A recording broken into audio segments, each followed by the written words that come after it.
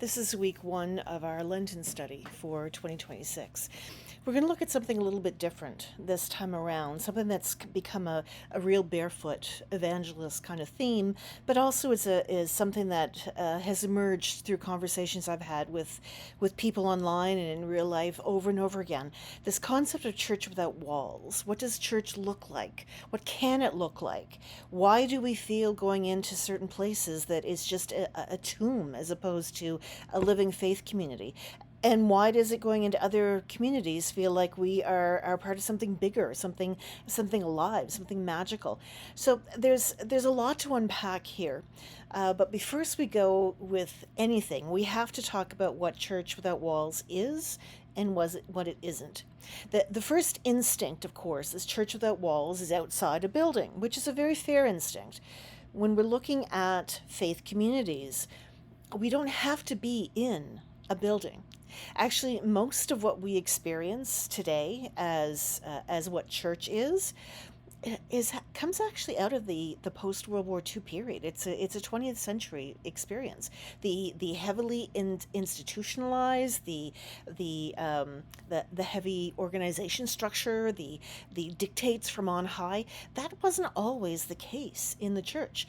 The church throughout history had a lot more independence in a lot of places, or it just didn't have the money to have the huge umbrella organizations that we just assume today have always been there. If you look at most of our traditions that we live in today, they've grown exponentially, really starting in the 60s and 70s. Now they're collapsing under the weight of their own expectations because the money in the community isn't there. It was there after World War II. So in many ways, what we're seeing in churches that are collapsing institutionally is that they were a creation by the era of the baby boomers. And with the baby boomers kind of declining, those churches are declining naturally as well. And it's okay. This is the thing that I have to always tell congregations when they're looking around at empty pews and they're panicking and they don't see the church of their youth. I have to remind them that no, you're not seeing the church of your youth, because the church of your youth doesn't exist any longer. And that's okay, because the church of your youth was uniquely for you. It's not how it was always experienced by people around the world. So, empty pews does not mean the faith is not being translated or passed on. It just means that this experience that you grew up in, that you're most comfortable with, is just fading away, like all institutions eventually fade away and they become something else. So, empty pews isn't a direct correlation to lack of faith. No matter how people interpret that, it's not that simple one-on-one at all. So when we're looking at Church Without Walls, what we're talking specifically about is a church without those institution overlays, where committees and positions and power basically tell communities what they can do, what they can't do, what they have to say, what they can't say, how they have to behave, what they can't do. It's very on high, and it's not natural. It's certainly not coming from the community below to express themselves. I mean, there's a reason why heavily institutionalized churches, without much spiritual foundation in the congregation themselves, are collapsing under the weight of their own expectations.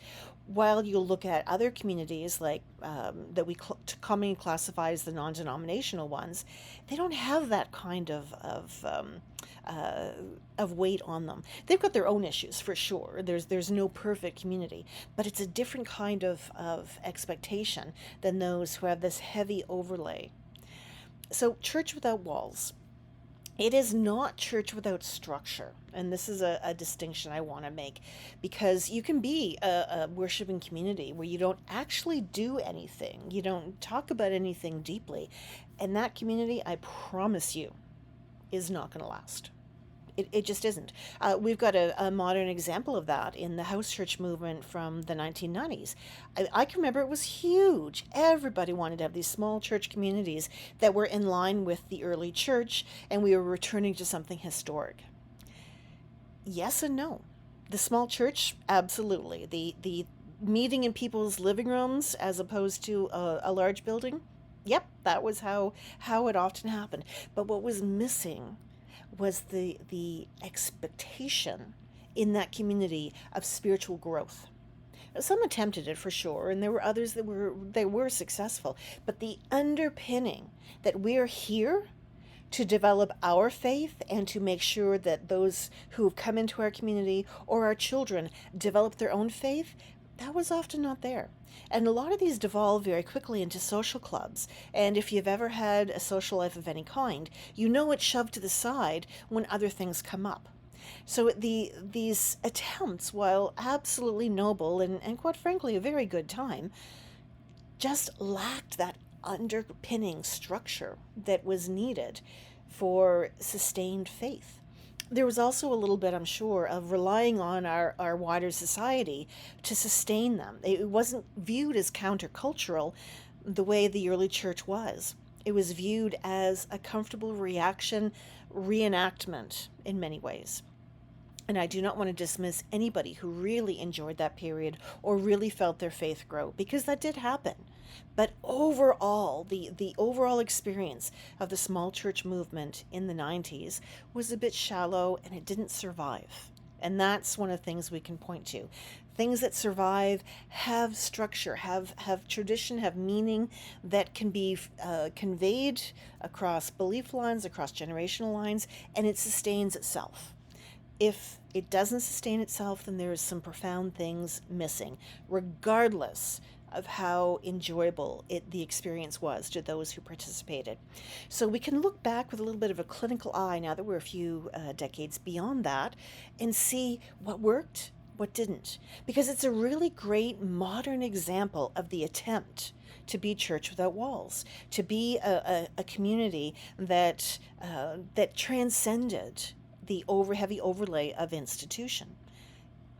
What can it teach us? What can we glean from that? What can we do differently going forward that carries the spirit of that desire, but carries something a lot more historic, a lot more valuable? Where is the meaning in that?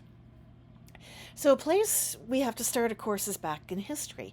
And the clearest example we have of what the early church looked like was the reading on the handout, Acts 2:42 to 47. It's very short, but it explained what some of the early church communities looked like. So let's go back 2,000 years. So we're talking about communities that they didn't have gathering spaces. The buildings that we understand didn't exist. Now, communal buildings definitely did. There was a whole synagogue experience, so a line of synagogues throughout the Middle East that people did worship at, but the synagogues were not temple replacements. That came after the fall of the temple in Jerusalem, when the Hebrew people were in that diaspora, and it was at that diaspora that would eventually develop into Judaism. That wasn't the experience of the first generations of Christians, especially before the collapse the destruction rather of the Second Temple in Jerusalem. They would meet in synagogues, sure, but the synagogues were like large community centers.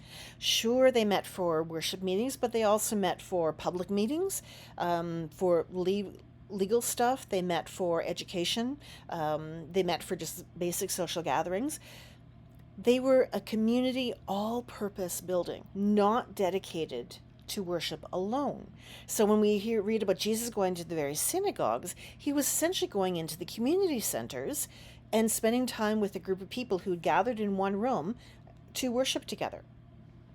They were not replacing the temple, because the temple was still the primary focus of the Hebrew tradition at the time. These were subgroups in communities around where people who maybe couldn't get to Jerusalem or decided that they needed to have a supported community closer to home, especially once they returned from the Babylonian exile. That's where we trace back the existence of synagogues. Prior to that, there isn't any reference to them in history. Anyway, getting back to Acts 2. So they talked about meeting people's homes. They met in factories. They met in communal places, wherever there was space. There's even reference in St. Paul's letters where they met in apartments where they were practically falling out the windows. So many people were gathering together. They gathered where they could. But the early church had a particular structure that we don't necessarily recognize today, but it's certainly one that we could replicate today once we understand what their core was, why it worked for them. So the early church, the first generations of Christians before the destruction of the temple, before Paul really did a lot of his writing, the earliest generations met together and shared resources. If you have any political background, I can tell you this is the closest we have in history to an actual socialist community. And this drives some of the right wingers crazy, I know that, and some of the people who are Marxist crazy, but this is the only real example, or one of the closest examples we have of a socialist community, and it was the earliest Christians. They pooled their resources, they took care of each other. They took it upon themselves to have group meals to feed each other. They made sure that the poor, the elderly, particularly older women who were often left alone because their husbands died earlier, that they had the resources they need, that they could stay in their homes or have safe homes to live. That early Christian community made sure there was no one homeless, no one hungry, no one without care, no one forgotten. That's who they were. And once a week, Sunday evenings, they would come together en masse. For those who couldn't attend, it's not that they were forgotten. They were actually attended to through the week.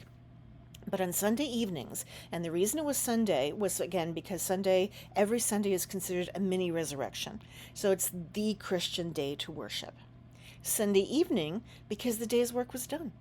They gathered, as so many around them did, for an evening meal. Excuse me. They gathered for an evening meal, but it wasn't just an evening meal. It was the time when they had some freedom, some time at the end of the day, to sit together in community.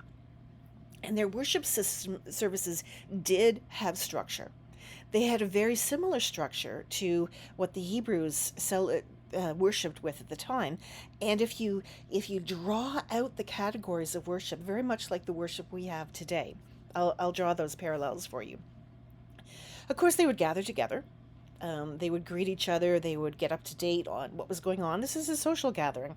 They knew what they were there for. And then they'd be called together by the bishop. Now, the bishop was not what we consider today. The bishop was the teaching elder. And if someone else was considered to be a better teacher or a visiting teacher, or just that the original bishop wanted to step down for the job, someone else would pick it up. That's how the community happened. Every single community had their bishop and their deacons. These were not titles, these were roles. And the bishop was the one who called people together to worship, was the primary educator, and made sure all of the necessities of the evening were covered. Now, we've got a couple of other examples of who that was. If you look at the stories of Lydia, you look at the stories of Mary and Martha, you look at some other stories through the Bible, the people who were pulling together, who had house churches, who worshiped in their house, they would have been bishops. So Mary and Martha, I mean, we've talked about this before, not a kitchen story. Martha would have been a bishop. Lydia was a bishop. These were women who called together the community in their home so that they could worship together. So the bishop would set everybody up, and then the more formal part of the service of the worship would gather. They would hear scripture. It could be Hebrew scripture, it could be letters and information that has been lost through time, but they listened and they read out loud and they heard other ideas, other opinions, things that they needed to think about. When they sang psalms, just like the Hebrew sisters and brothers did, because they did not have their own group of work at that point in time, and they still kind of saw themselves under the Hebrew umbrella. They used the scriptures of their siblings and other faiths. They look to find God in any of this. They probably used art. They used symbolism. They used demonstrations of their community. They brought it together to see what they could do. And then they responded to it. So they had their conversations, they had their debate. Whoever was visiting would either talk more about the letter or the scripture, or they would open up questions, things that needed to be discussed. We have the history of Phoebe, who was a deacon. So the deacons helped the bishops. The deacons were the ones that helped pass out. The Lord's Supper, help with baptisms when the time came. They were also the ones that went to visit the community. So while the bishop was concentrated on the educational part, the deacons were concentrating on the social part, on the care part. So they're the ones that took the resources, took the food out to those who were shut in or too old to be able to come to worship, or too sick to be able to do it. So they really took care of each other. So we have an example in Phoebe as a deacon who was in charge of the purse of her community, but she also was entrusted with this letter from Paul to go to Rome. That meant she was expected to teach on it.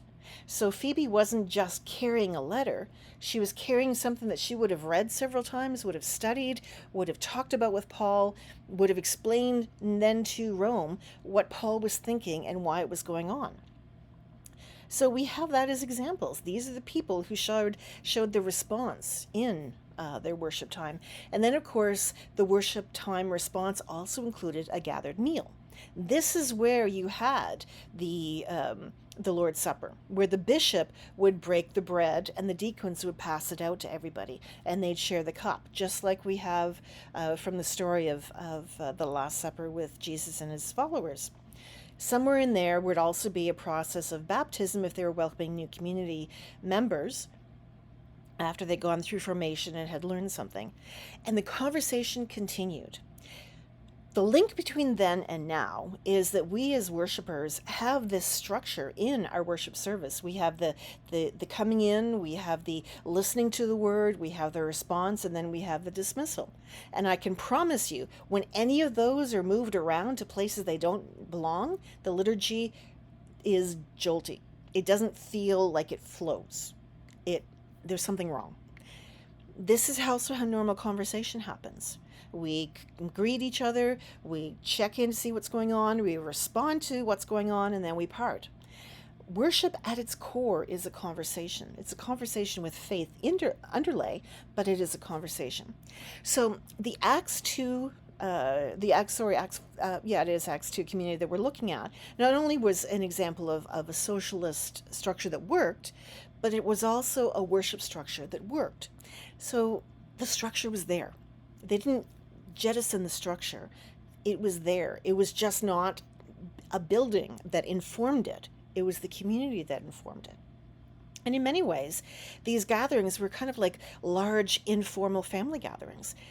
Then they had their formality, and then they moved back to the informality again. I mean, any of us who've been part of family gatherings or community groups, we recognize the structure. It's loud, it's wild, it's intergenerational. Someone will eventually call attention. We'll have some discussion going on. It'll be more intentional about that. And then people will go back in. Children will run around, babies will have to be taken care of and fed, seniors will stand or sit, whatever they need to, people will come and go. That was what the early church community looked like. But through it all, through this core, there was a structure that the bishops oversaw, an educational, formational experience that carried all the way through. So when we're talking about church without walls, we are not talking church without structure. We're talking church that is organic, it is ground up, and very much in the structure of how do we come together, how do we help build each other up, how do we respond to questions, how do we respond to wisdom and advice, and how do we end together sharing our communal meal of breaking the bread and cup, doing this in memory of what Jesus did. Along the lines, sacraments the term, first of all, wasn't even used in the earliest church, but along the lines, sacraments have been seen as a barrier. Today, We can't even get the entire Christian community to agree on Eucharist. We've kind of sort of accepted baptism at this point in time, but we can't agree on that. The early church had none of that problem. Everybody was welcome to the table. Everybody felt part of the community of Christ. Everybody recognized the memorial that the Lord's Supper was, that we were doing it because Jesus first did it and asked us to do it in his memory. It wasn't a doctrinal statement, it was a communal experience. So that with that early Christian church, we had people who were participants. We had people who were new. We had people who with long experience. But one of the things this never was is the congregations, the gatherers, were never an audience. Too often we go into church buildings today and it's very much set up like a theater. There's a space up front where the people who are leading worship stand, and everybody is sitting in chairs or pews or structures focused on the front. It's not what it was in the beginning days. People were lounging, people were sitting, people were standing, people were walking. It was community active together. And this is one of the things we do need to unpack a little bit, is the forced structure of architecture. Now, architecture is beautiful, and one of my my first academic mentor, actually my main academic mentor, was also quite learned in church architecture. Brilliant what the stories folks tell through their architecture. But the problem with architecture is that it's solid, it's firm. So if you start practicing where the people up front are the only ones who are doing anything and you're just standing back watching, already we're gaining the divide. It is not the early church interacting and learning together. It is people watching a performance. And that performance expectation has kind of permeated and gotten us away. We need to bring that back so we're not an audience anymore, that we are more engaged, more active. So this week, when you're looking at your community gatherings, when you're looking at the faith community you experience, when you're reflecting on it, why don't you do kind of a background watch? Where do you feel community? Where do you feel growth potential? And I'm not talking employment necessarily. I'm talking about personal growth, personal development, personal experiences. Where do you feel that you're ignored and left out? Where do you feel like you're included? Pay attention to these, because that instinct, that experience dictates how and where you will feel community, and what that now can translate into a church without walls, where that community can grow. Because the church without walls, the original community, it did grow. Because people were seen and heard and included. Their questions were answered. There was none of this, oh, just believe and you'll be fine. None of that. There was people who took the time to sit with them. We do have the story of Priscilla sitting with Apollo and fixing some of his misassumptions, teaching him what church could look like. We have Mary of Bethany sitting at the feet of Jesus, learning more about what community can look like. We cannot have faith without learning and education. The two do not go together. The two have to go together. You cannot have a community that is just a feel-good community, because that fades. We can feel good in all sorts of places. We can feel good at a hockey game. We can feel good at a bar. We can feel good at a family gathering where people are keeping the dark stuff away and only doing the light stuff. But we don't grow. And that is something that we have to be including when we look at Church Without Walls. If this is not life-giving, life-sustaining, it's not going to last. That was the lesson out of the earliest, out of the house church movement in the 90s. Perhaps a better example, that something that's more accessible, is looking at the Quakers, especially the old style Quakers, who had this structure, who still worship together. They come together, they talk together. I'm not talking about the ones who do silent worship, because silent worship, again, is very individual. I mean, it works for people for whom it works, and I'm not saying anything negative about that. But when people are in conversation, actually engaging. That's where the most growth and community building happens. So these structures can help us see what the potential is, where we want to grow as a community. So just to recap, Church Without Walls is not church without structure. Church Without Walls is a community that learns together, laughs together, eats together, shares together, and then makes sure they take care of the people who couldn't attend but are still part of the wider community. That's what the early church has demonstrated for us. So as we go forward, we're going to talk more about how that can all be put together into a larger sense of community we can build.